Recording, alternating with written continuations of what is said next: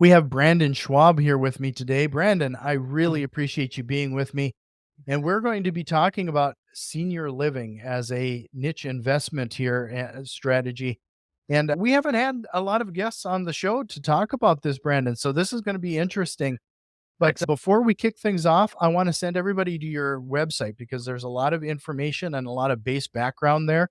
So head over to boutiqueseniorlivingfund.com. And I'll make sure to have that link in the show notes. But Brandon even has an offer for people to, so stay to the end and hear that URL. But Brandon, thank you for your time today. Thank you very much for having me, sir. So let's start things off. And I typically don't spend a ton of time on this, but this is near and dear to your heart for one particular reason because of your grandfather. So I was hoping you could give us the crib notes associated with that. Yes, for sure. My father passed when I was only about 2.5. So his father, he played a very active piece in as I was able to age, right? When he got older, he had a stroke when he was 84 and he ended up having to go to a 200. It was a big place with about 150 to 200 plus people in it. And when he was getting care there, it was actually pretty bad.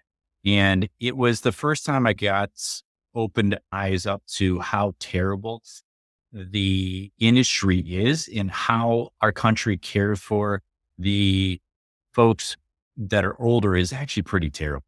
So after that experience, which was terrible, I came out of that of this is a terrible industry. And I tried to keep out of it.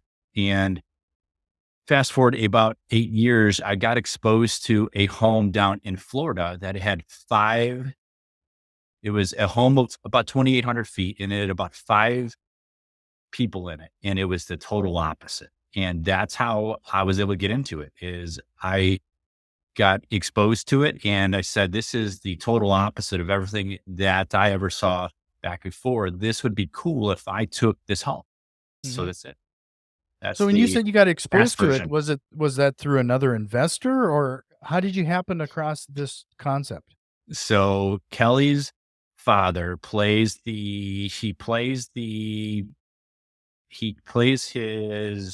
he would do a show at the old folks home 328 times per year, piano. And he would just tell these corny, terrible, just jokes. And it was painful. And so I would try to be like, Kelly, is there anything that I can do that I don't have to go? Cooking, cleaning, things that I hated. How can I don't have to go to this thing? And because every time that I had to go to a place down there, because her family's down by Tampa, and down in Tampa, they typically have places up 10 floors, 12 floors of elderly. And I hated the atmosphere because it took me back to the time when I had to go through that personally. And I hated going there and I would just do anything that I didn't have to go. No, I understand what you're saying because every time I go into a nursing facility like that, it's almost like a death's waiting room, if you will. It's like there's all the joy and everything's just sucked out of the atmosphere. You can feel it. Yes. And the thing that happens is the people that are able to own them, they try to like earn every ounce out of their possible. So they just get cheap. And a thing that happens is they cut back on their highest cost. And therefore people don't have people there to help them. The average place coast to coast has a caregiver to every 20 to 30 people. And I felt that was terrible. I said, if we could open up a company that has a caregiver to every 5 to 8 people, we could change the whole industry totally upside down. And that's the thing I did. Right. You mentioned early, what strikes me there, it almost sounds like our school system. Right. Yeah.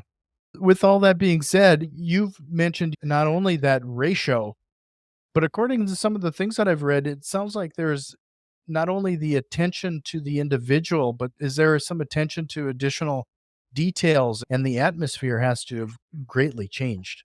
Oh, Definitely. When you were able to go to a place that if you have the person offering care to 20 to 30 people, it does have an odor to it because people don't get changed. Now, picture a, if you were in your backyard, if you were in your backyard pool for 2 hours or 3 hours, your tissue changes, right? Now, picture if you were 85 years old and you are in your own pee and poo for 2 to 3 hours. A thing that happens is as you turn, it tears. And as it tears, it gets infected. So that's the odor, but that's also the top cause of people able to get hurt.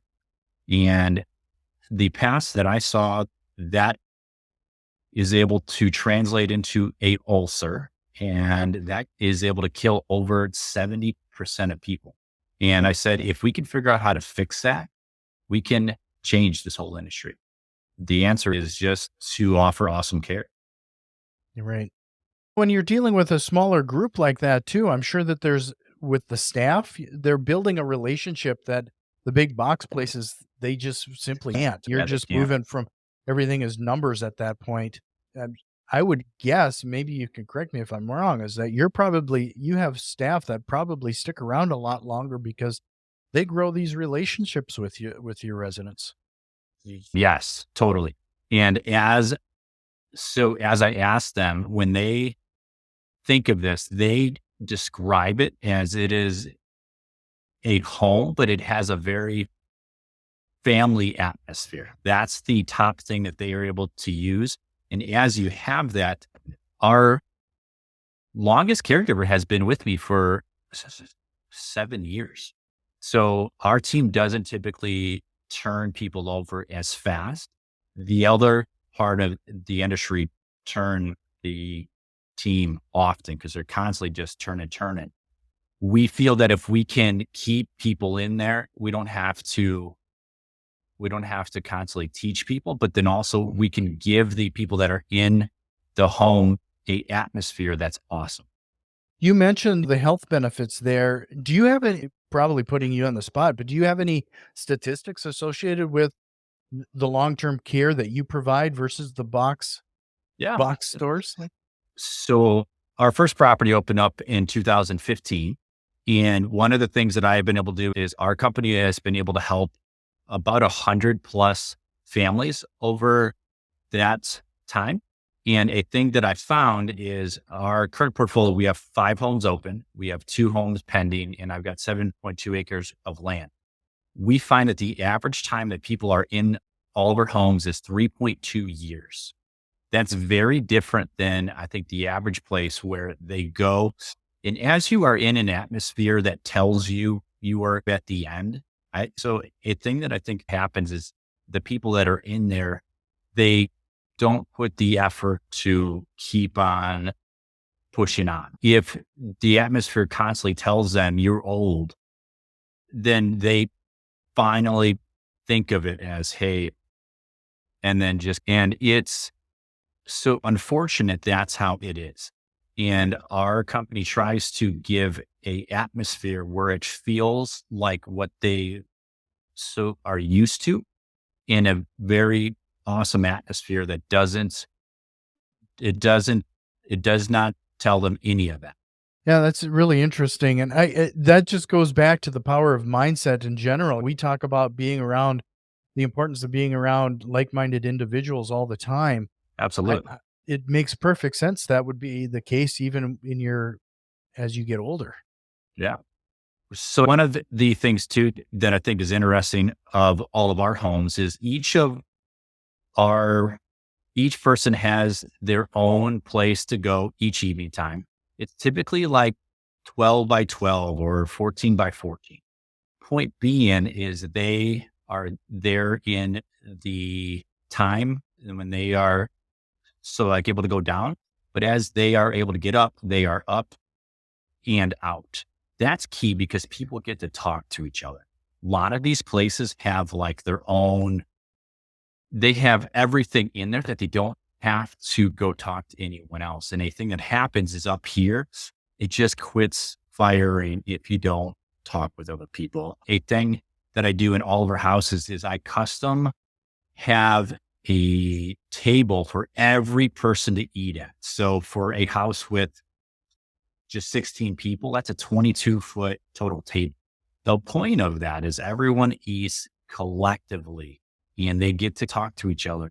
Sometimes they get to like argue on, hey, that is for her, and that's good because it gets them talking. Compared to having a table, then they only talk to maybe two people or three people. They don't talk to everybody.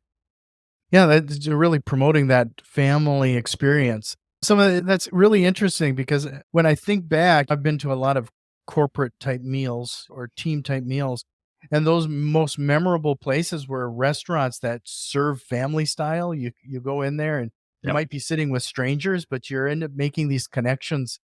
Yeah. And it actually is there is something to that. Yeah. I would imagine that when you've been building this, you've probably learned quite a few lessons then associated with building a team and hiring those right people and finding those right people for the right seats. Oh yeah, for sure. I Our first house opened back in 2015, and I quickly figured out that I did not have the history to operate it past opening. So I quickly found out that I needed to find a good person that has the history. So I was calling on church pastors, and I finally got a church pastor to talk with me, which they are actually hard to talk to. They don't typically answer too often, but I finally got each one to talk with me, and I probably talked to him for 15, 20 minutes. And I think at the end, he didn't actually tell me this, but I think he was like, Brandon, you are very awesome at doing all this. How about if I introduce you to a person that's been in the industry for 38 years? And I said, yes, that's a good idea. So I got together with her every Tuesday for about, I don't know, 3 months, 4 months, maybe. And at the end of that, she opted to partner with us and she invested. And I've had her in charge of ops as our team has, as we have got up to 4 or 5 homes now. Our team has so expanded. I think we have 80 employees total, and about 10 of them are people they are able to help everything. So it has been awesome to get to this point. But a thing that I've done is, so I'm good at finding people that are going to be experts at each area compared to awesome at everything. Because very few people are awesome at everything, or even two things, or even three things. And if you can find people that are experts at the area, that's how I have been able to do it for the past 8 years. Yeah, that's interesting. I was actually talking to my wife this morning about how it's I've seen there's a few people in my network that seem to be adding more and more offerings to their entrepreneurs, and they keep adding more and more things to their business or what they offer. Yeah. And it typically seems like that's more along the lines out of desperation, like they're trying to grasp at things instead of niching down and getting Right. really good at one thing. Yeah, it's interesting how that works. Oh yeah, for sure. So, with that, I just want to remind everybody to learn more about what Brandon is doing. Head over to boutiqueseniorlivingfund.com for some Thank you. more information on this. But with all of it, it sounds like to provide this level of service to these families like you are, where does your cost for the family line up compared to the big boxes? Are you equivalent? Are people paying a premium for this service? How does that look? Yeah. So a thing that our cost is typically equal, a thing that they do that's a tad bit off from us is they will charge people an upfront price, and then they charge you extra as you are able to go. So a person could come in at 4,500 and then they could end up at 8,000 pretty fast within 2 months or 3 months, because a they use a system that every time you ask for help, it is put. And then as you're able to get to 5, 10 points, 15 points, they are adding thousands of dollars every single time. So I feel that's iffy. I don't feel that if I was doing it, that I would ever feel comfortable doing that. So I do things that are going to be upfront. Our average price is about 6,000 to about 6,500 each month. And I tell people that price is good for the first year, and they can feel comfortable that they don't have to have things in at 4,500, then boom, you're at 8. And it's holy cow, $8,000. That's an extra 3,500 that I didn't count on. That puts people in a very, it's like awkward position. But a thing that I find is when you average things out, our cost is going to be equal. But when you compare what you were able to offer, what they are able to offer versus us, when I go, hey, if you're paying $6,500, but there's a caregiver to every 20 to 30 people on, so in the first shift, a caregiver to every 35 people in the evening shift, and a caregiver to every 50 over there. But I'm a caregiver to every 5 to 8 the whole entire type day. So wouldn't you think you would have to have extra here?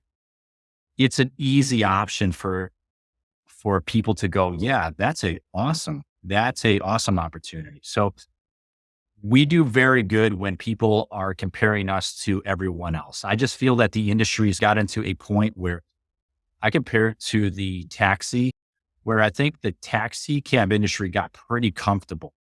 They didn't really have to do anything for 10 years, 20 years, because they just owned it, right? And then came a company called Uber that just turned it all upside down. I feel like we are the Uber that's turning it where the taxi cab equal for our industry just has these huge places, 100 to 200 plus people per house.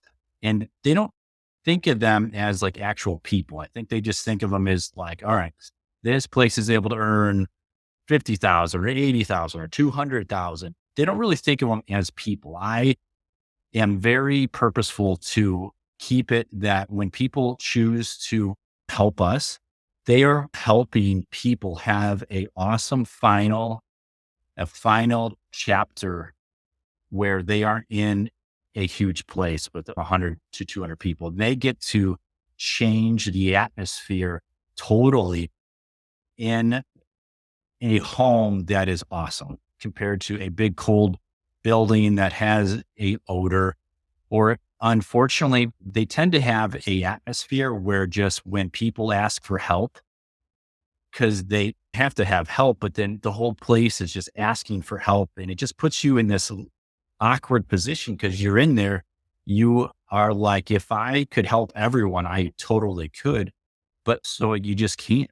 And that's the atmosphere that these places are fine with. I have heard families describe it as like they treat them like cattle almost. And it's hard to hear that, but that's what our country does. And I don't think that is how it ought to be done. So we are purposely trying to change all of that. Outside of what you've just talked about, the smaller staff per person ratio, are there certain other amenities that you might provide that they're already in a house versus a box facility? Like I almost see it as like a cube world.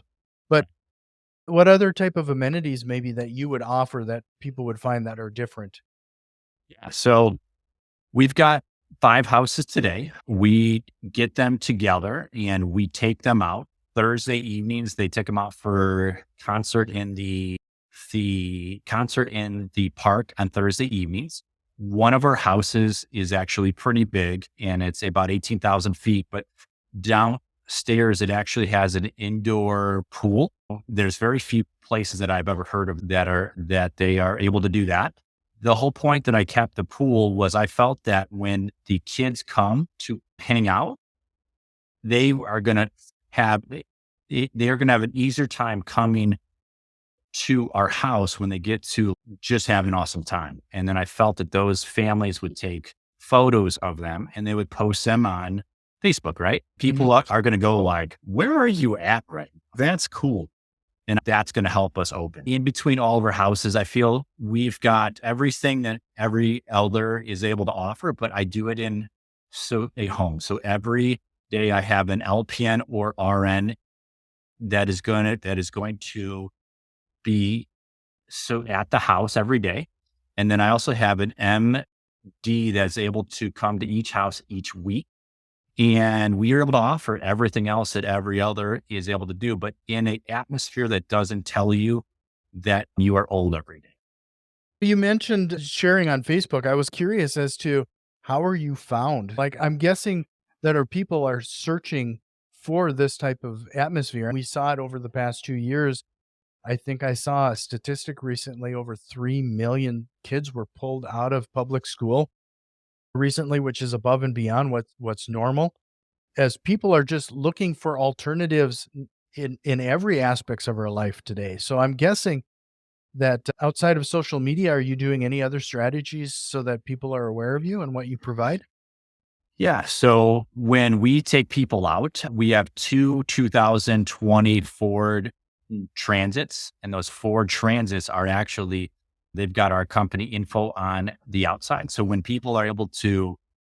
we take people all over the place, that's actually it's an advertising piece where people get to go, oh, that is that guy.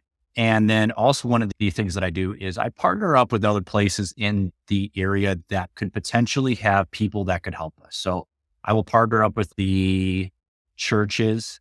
I will do with estate people that they have folks that are able to get older. They have to have help. And then I also help the discharge planners. They have a huge challenge. Okay. Do you know that if anyone comes out of, if they get discharged from a hospital, if they come out of the hospital and if they come back to the hospital within 30 days, that the hospital doesn't get paid? So what they have is they have a challenge that they need to discharge them to places where they can get good care. Because just picture doing a very, a very costly type of a thing that's $200,000-$300,000, and picture if they come back in 28 days, you don't get anything out of that. So Is that what? through because of Medicare or something? Is that a problem Yeah, there? Okay, yeah, sure. yeah. So what I think they're finding is they're trying to find partners that can offer good care. And I think the thing that they're finding is these places with 100 to 200 people, they just can't take care of people how they used to. And they are trying to find other options. So if I can go to a hospital that has 45% of people coming and that they don't get anything off of it, if I can help them take from 45% down to 10, we are changing the whole thing. When you got into this asset class, you mentioned before we hit record one of your biggest lessons associated with this so far. Could you fill people in on that? Yeah. So we got through COVID. This was June of 2021. And I had an agent call me and he goes, Brandon, you've got to check out this deal. It was a portfolio of homes that we were trying to purchase. And we put in a offer and we were going to get financing through the SBA because in 2021, the SBA had financing that was incredible, right? So we put this offer in that was at a 14% cap rate, which we were buying it for 12 and a half million dollars.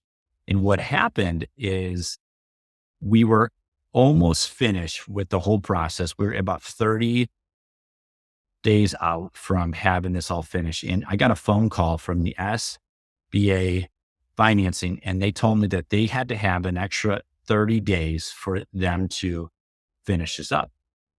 So I called the owner and they said, hey, Brandon, we just can't do it. They got an offer that was higher than ours.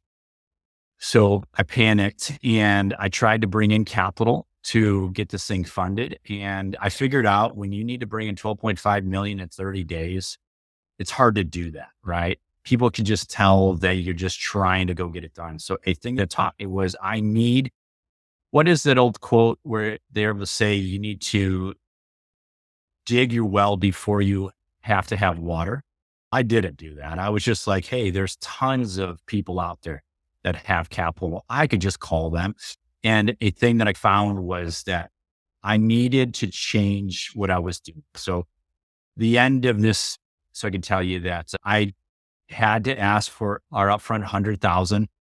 I was able to get all of that back. But what happened was I built up attorney bills of $125,000. I wanted to puke. I was just like, I can't get that back. So we came up with terms where we were able to settle for like $85,000. And that cost me 85,000 because this deal ended up exploding. Right. So there was an elder person who was able to purchase it, but this would have 2x'd our whole portfolio literally overnight. So I was bummed. But after that, I haven't ever purchased anything for 85,000 that I didn't have an actual thing to hold afterwards, cars, toys. This was a investment that this was an $85,000. So that had to teach me, what is this going to actively teach you? And at the time of this happening, I was bummed. I was like, that's 85,000. Where am I going to come up with this? And point being, afterwards, I decided to actually step down from our opco because I was actively in it. I was putting in 40, 50 each week actively in our opco. That was going to be, it was actively part of each home each day. I said, so I need to get out of this. And I focus 100% from August of 2021 to August this year on opening up our own fund, because I felt that if I can have capital prior to actually having to have it, we can go get things quicker. Now, the point of that is there's been a handful of times that I have bought properties where I would give the owners two offers. The first offer would be an owner carry back financing, which would be typically about 85% of the upfront asking price. And then, so I would do an upfront cash offer that was trying to push up the elder offer. So I would do a insulting cash offer that was anywhere from 33% to about 50% of the overall asking price. And 2 times have I had the cash offer taken. And I said, these 2 properties out of our portfolio, I got such a deal on it up front. It's because I bought it cash. And I said, if I put a fund together where I can buy properties for cash, and then I can use the takeout financing because these portfolios are up and operating, I could get takeout fee. I could get takeout financing pretty quickly. That's the whole concept of our whole fund. And that fund isn't for everybody. That fund is for folks that can put a check down about, so like 1 million up to about $10 million. So that isn't for everybody. And that fund is awesome.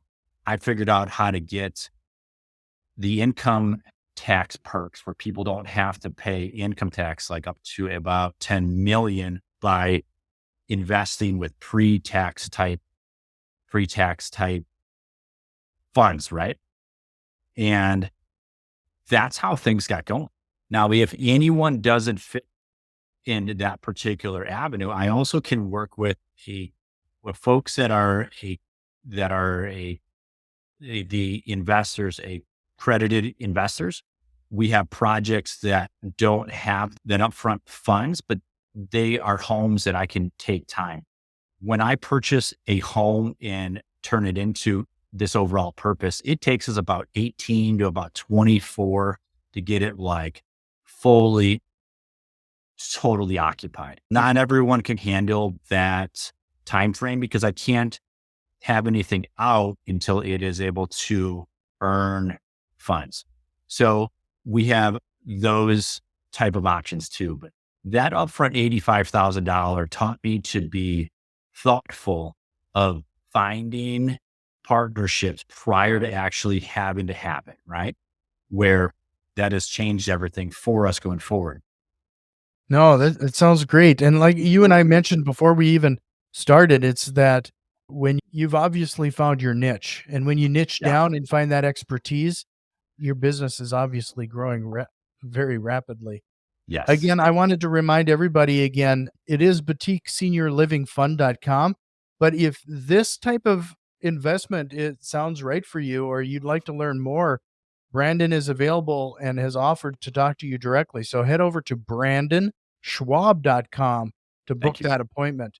So Brandon, this has been a great conversation, and I'm Thank you. sure that it really has opened the eyes up to a lot of individuals.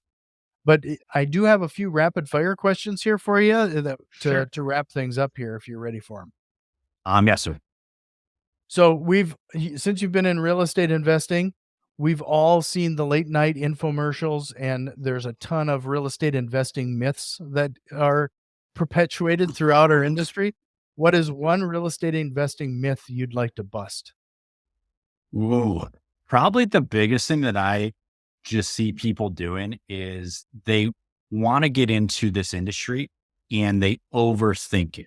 They put time to time and they just talk on deals and they just go to place after place doing hundreds of thousands of dollars before they do their first deal. I feel like if folks could get into it and get out of the idea that they have to do everything on their own, but actually find a person that has been able to do what you are trying to do and just find out how you were able to help them. Add anything to help and just be part of it. Even if you don't earn anything, that is going to teach you a ton. And it is going to help you from being part of what I would probably tell you is a percentage north of 70% of people that are interested to do this industry, but they don't ever do their first deal because they just overthink it and don't ever take action. I feel like if you would take action first and just like figure things out as you go, I think that's going to teach you things that are going to actually have to help you versus things that you think are going to hold you up. I think people up here think too much, and the thought that you cannot be able to do anything should just be like, take it out. Just toss that out and don't ever tell yourself that. That's an awesome piece of advice. If you could recommend one book for everybody to check out, which one would it be? Life in Air Life in by, Air. That's a new one. yeah, this book has changed everything for me. The author is Steve, Steve Cook. He is out of Tennessee now. A lot of investors will go through this book and they'll find common trends so I was able to go through it, thought that they were like following me. Like this guy in this was a person that I felt was very close to how I acted. And this book was hard hitting for me. It was a hard hitting book because I realized that if you put 50 to 80 hours each week into anything, your kids are actually the people of your family that tend to get hurt and they don't care. So what you earn or do, they just want you to be actively. So I'm there. And this event and that changed how I thought of everything. I could probably have 30 of these homes today, but I chose to be active. And I have been coaching our oldest's team for travel baseball for the past 8 years. So I only have 5 houses open today. I guarantee you, if I put in 40, 50, 80 hours each week, I could have 10, 20, 30 houses, but I don't care. The point is that I could be active and help him and that he thinks back to, hey, dad always figured things out and he was always there. And that's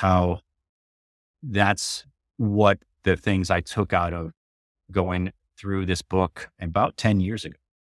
That's a really important lesson that we all need to learn pretty early, not only to be present, but it seems like as entrepreneurs, we take on so much stuff that all we do is create another job. Yeah. But the issue is you could easily do 80 hours a week. You could do 80 plus hours per week, and that is unhealthy. And if you don't control that, you can explode a ton of other things with your family, and kids can hate you quickly. That isn't how I would tell anyone to go, for sure. If you could go back into time and give your younger self, one piece of advice, what would it be? The first company I opened when I was 15, I was detailing cars, boats, and RVs, and I ended up doing it for 14 years. I wish I would have learned that put your time and effort into a company that you can build into a tangible asset, because I thought I owned a asset. I thought I owned a company, but I was cleaning cars, so RVs, and it wasn't something that people could actually purchase. And so I wish I would have learned what that was trying to teach me and get out of it faster. A thing that did teach me was over 14 years of doing it. When 2008 happened, I had a hard time after that. But a common trend that I saw was a high percentage of people that would pay me to take care of cars. And so all of those, they were people that they were able to own assets, tangible assets. And they told me that's how they got to that point. And I said, I need to figure that out. In 2010 was when I began investing. And I wish I would have done that about 10 years earlier. So Oh, that that's a good one. Brandon, is there a question or concept you wished we would have covered here today? I think this call was good today. I think you did a very good job covering different topics. So I think we covered both how I was able to get into it, the opco of kind of what we do that's totally different. But then we also talked on the fun for people that maybe aren't interested in doing what I've done, which, if I could go back, I don't know if I would actually do what I've done again, because it is hard. This is a tough thing to do. But at the point that I figured that out, I was too far in. So it's key to find a person. I think if I could hit anything that all of us didn't talk on today, I think with inflation today, so I think people have to be actively thinking of places that they can park capital. And one of the things that I'll tell you is, so I don't know what's going to happen going forward, but I can tell you our past crash was in 2008. So we're over 14 years past that, where things can't keep going up. So there has to be things that are going to happen. And one of the things that I did through all of our homework prior to ever getting into this business was to look at the asset class that I was able to get into. How did it handle the 2008 crash? And I found a NIC graph that was at the first quarter of 2015. And it had a comparison of the top commercial asset class, because today you hear everyone talking about multifamily. Oh my God. Everyone's talking about that. And they are buying these things for cap rates of 3 or 4%. If you go back to this chart of from the first quarter of 2015, back 10 years, how did the top asset classes compare?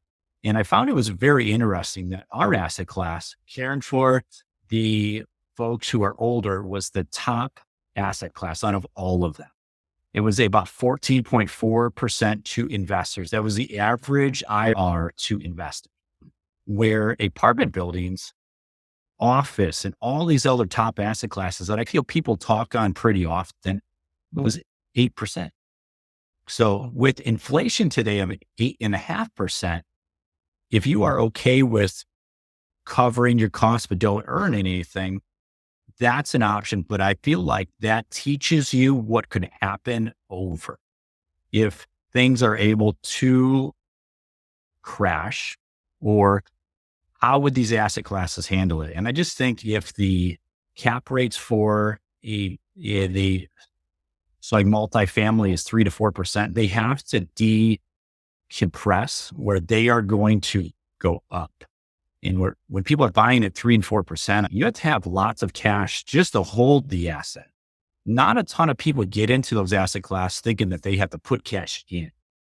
So I would highly encourage, the point that I take time to offer all of this is that I'm trying to teach people that there is another asset class that you don't have to put huge cash into. If you have $400,000 or $500,000 that isn't earning you 8%, we ought to talk. This is a good asset class that has tangible assets to it. This past year, everyone was crazy.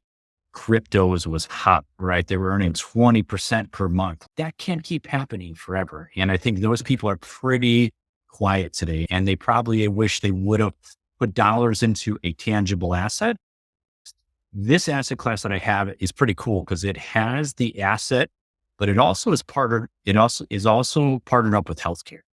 And if you are going to look at the aging of our current country, people born from 46 to 64, it's the biggest population of our whole country, and they have cash they expect to be taken care of.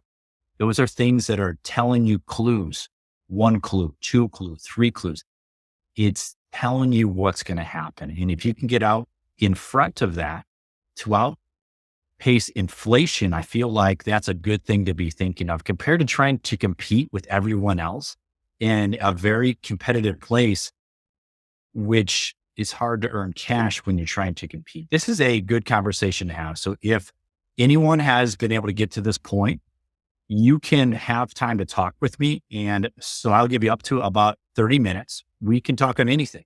We can talk on anything that I didn't answer here, or so I could help answer anything else. That is, I feel the highest thing that I could offer anyone is time to talk to them, because